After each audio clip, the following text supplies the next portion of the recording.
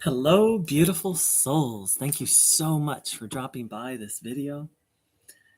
Before we hop in, I would just like to invite people to a brief prayer or meditation and of gratitude to the source of all that is, for our very existence, for gratitude to all the true teachers who point us towards that source and point us towards a way of life and a way of living and a state of being and to a knowledge that leads us out of suffering and into peace and joy and love.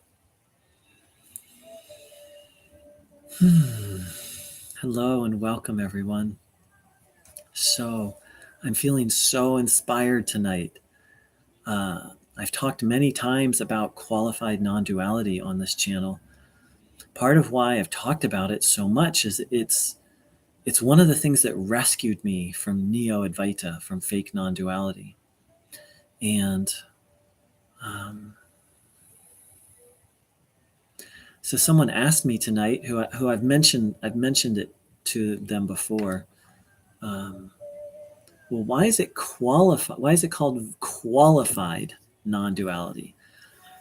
Well, that's a great question. So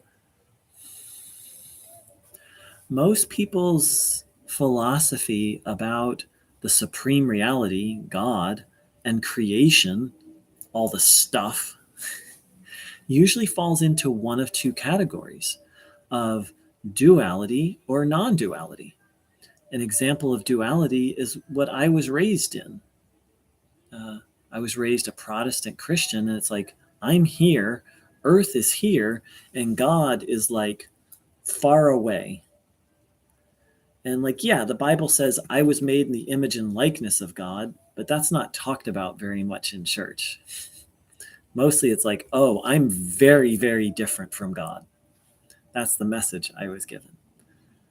Now, non-duality is the idea that and so you could think of what I just said of like, here's creation and here's creator. Like they're very far apart. They're distinct, right? Non-duality is like creation, no difference, no separation. That's why it's called non-duality. They're not two. Non-dual, not two, one and the same.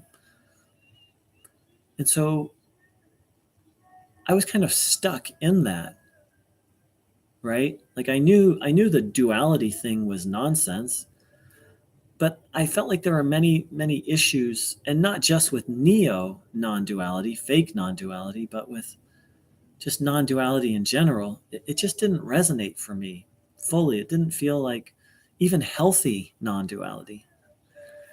But I didn't know of any alternatives. And then I found qualified non-duality. In Sanskrit, Vishishta Advaita. Now, Vishishta Advaita, so if this is non-duality like this, Vishishta Advaita might be something like this. One, in communion, yet distinct, right? This non-duality, it's like, it'd be more like this, like they're melded and they're one and the same. In fact, non-duality would be something maybe more like this, like creation, creator, well, actually they're one. No difference. Just seems like they're different, right? But qualified non-duality would be something like this, intimately related, yet distinct. So, so that was a game changer for me, because I only felt like I had one of two options, like separate. Well, no, that's not true. One and the same. Well, that doesn't feel true to me either. And that's just me personally. And so finding out about Vishishta Advaita was so helpful. And part of why it was so helpful is because, and many other people have said this, is They felt trapped. Even though they knew Neo-Advaita was false and harmful, they felt trapped in it because it felt true. And they also didn't feel like they had an alternative. Well, Vishishta Advaita provided me with a very healthy alternative, which helped me to let go of Neo-Advaita's grasp upon me. So, um,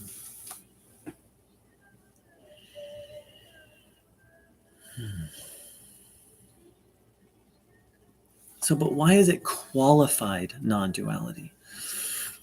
So very simply, it's not non-duality, but it's modified non-duality. So the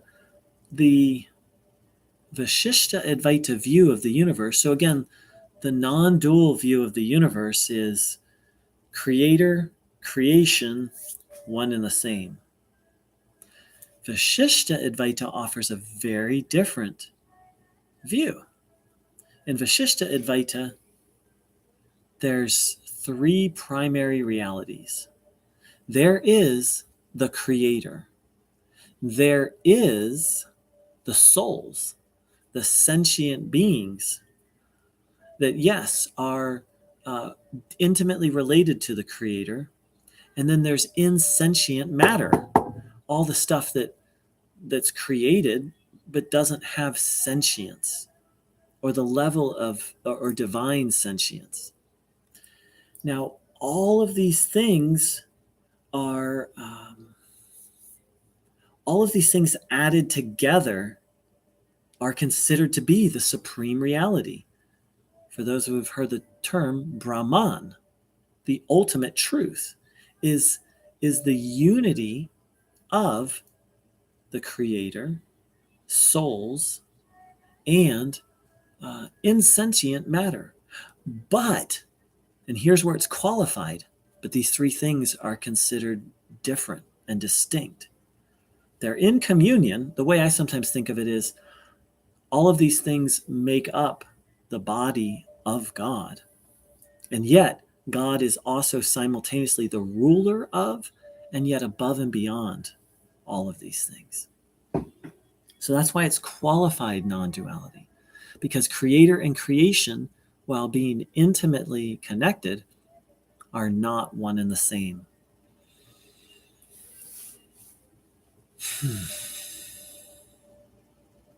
So I hope that's helpful. And please... Oh, and exciting news. I have a website now. So you'll see the link over there in the chat box or the link below. And it's just a brand new baby website, but feel free to drop on by. Thank you so very much. Take care and have a beautiful evening.